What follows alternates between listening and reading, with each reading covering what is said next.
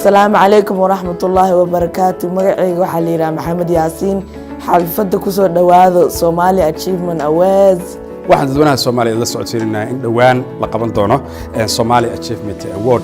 Somali Achievement Award waxa la qaban doonaa hadii la yiraahdo bisha December ee sanadkan. Inta badan Somali Achievement Award waxa dadweynaha Soomaaliyeed lagu siiyaa hadiyado iyo waliba award dadkii mutaystay, dadkii wax qabtay, dadkii bulshada wanaag horseeday iyo guud ahaan hay'adaha firfircoon ee ummadda Soomaalida u shaqeeya guud ahaanteed.